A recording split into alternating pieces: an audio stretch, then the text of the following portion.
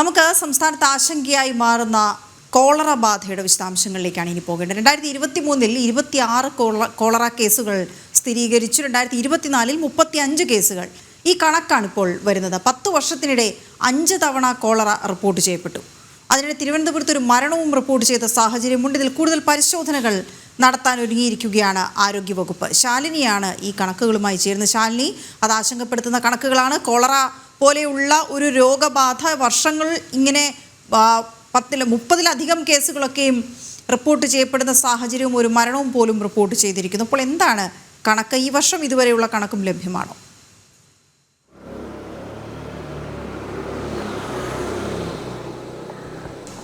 വീണ, ആശങ്കാജനകമായ ഒരു സാഹചര്യം നിലനിൽക്കുന്നുണ്ട് സംസ്ഥാനത്ത് ഈ ഒരു കാര്യത്തിൽ എന്നുള്ളതാണ് ഏറ്റവും എടുത്തു പറയേണ്ടത്. അതായത് സംസ്ഥാനത്ത് കഴിഞ്ഞ 8 വർഷത്തിനിടയിൽ ഉണ്ടായിട്ടുള്ള മരണങ്ങൾ, ഒപ്പം തന്നെ 10 വർഷത്തിനിടെ 5 തവണ കോളറ സംസ്ഥാനത്ത് റിപ്പോർട്ട് ചെയ്യുന്ന സാഹചര്യം, ഇത് അതീവ ഗുരുതരമായ സാഹചര്യം എന്നാണ് ആരോഗ്യവകുപ്പിന്റെ റിപ്പോർട്ടിൽ പറയുന്നത്. ഒപ്പം തന്നെ 10 വർഷത്തിനിടെ 5 തവണ ഈ കോളറ വ്യാപനം റിപ്പോർട്ട് ചെയ്യുമ്പോൾ ഇന്നലെ ഒരു മരണം കൂടി സ്ഥിരീകരിച്ചതോടുകൂടിയാണ് സംസ്ഥാനത്ത് ആശങ്ക വർദ്ധിക്കുകയും ചെയ്തിട്ടുള്ളത്. കഴിഞ്ഞ ദിവസം മരണപ്പെട്ട 63-കാരനായ കവടിയാർ സ്വദേശിക്കാണ് കോളറ സ്ഥിരീകരിച്ചിട്ടുള്ളത്. 2017-ലും 2014-ലും സമാനമായ രീതിയിൽ തന്നെ സംസ്ഥാനത്ത് കോളറ മരണങ്ങൾ റിപ്പോർട്ട് ചെയ്തിട്ടുണ്ട്. അന്നൊക്കെ ആരോഗ്യവകുപ്പ് കാര്യമായ ജാഗ്രതാ നിർദ്ദേശങ്ങൾ പുറപ്പെടുവിച്ചതിന്റെ അടിസ്ഥാനത്തിൽ പിന്നീട് രോഗവ്യാപനം കുറഞ്ഞു എന്നുള്ളതാണ് ആരോഗ്യവകുപ്പ് ഇക്കാര്യത്തിൽ പറയുകയും ചെയ്തിട്ടുള്ളത്. ഇതിന് പിന്നാലെ 2024-ൽ നെയ്യാറ്റിൻകര സ്വദേശി പനി ബാധിച്ച് മരണപ്പെട്ടിരുന്നു.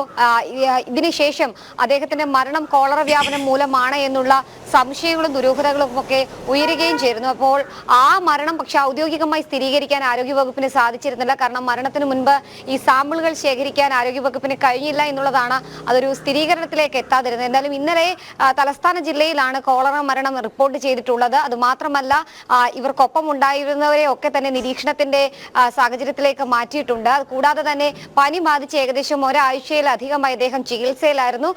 പനിബാധ കുറഞ്ഞതിന് ശേഷം പിന്നീട് വീണ്ടും പനി കൂടുന്ന ഒരു സാഹചര്യം ഉണ്ടായി.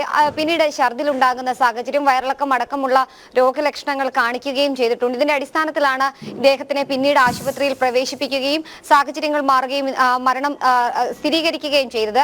സാമ്പിളുകൾ പരിശോധിച്ചാണ് ഇന്നലെ വൈകിട്ടോടുകൂടി ആരോഗ്യവകുപ്പ് കോളറ മരണമാണ് എന്നുള്ള സ്ഥിരീകരണത്തിലേക്ക് എത്തുകയും ചെയ്തിട്ടുണ്ട്. എന്തായാലും അതീവ ജാഗ്രതാ നിർദ്ദേശം സംസ്ഥാനത്തെ എല്ലാ ജില്ലകളിലേക്കും നൽകിയിട്ടുണ്ട്. പ്രത്യേകിച്ച് വലിയ രീതിയിലുള്ള ഒരു ആശങ്ക നിലനിൽക്കുന്നുണ്ട്. ഈ മലിനജലത്തിൽ നിന്നും ഭക്ഷണത്തിൽ നിന്നും ഒക്കെയാണ് ഈ രോഗം പകരുന്നത്. അപ്പോൾ ആ ഒരു സാഹചര്യം ഒഴിവാക്കാനുള്ള ശ്രദ്ധ പൊതുജനങ്ങൾ പാലിക്കണമെന്നുള്ളതാണ് സംസ്ഥാന ആരോഗ്യവകുപ്പ് നൽകുന്ന നിർദ്ദേശം. ജില്ലാ മെഡിക്കൽ ഓഫീസർമാർക്ക് പ്രത്യേക ജാഗ്രതാ നിർദ്ദേശം ഇക്കാര്യത്തിൽ നൽകിയിട്ടുണ്ട്. എന്തായാലും ഗുരുതര സാഹചര്യമാണ്. രോഗലക്ഷണങ്ങൾ ഉള്ളവർ സ്വയം ചികിത്സ തേടാതെ ആരോഗ്യ കേന്ദ്രങ്ങളിലേക്ക് എത്തണം എന്നുള്ളതാണ് നിലവിൽ ആരോഗ്യവകുപ്പ് നൽകുന്ന മുന്നറിയിപ്പ്. എന്തായാലും അതീവ ജാഗ്രതയിലാണ് കോളറ മരണത്തിലും കോളറ വ്യാപനത്തിലും സംസ്ഥാനമുള്ളത്. വീണ.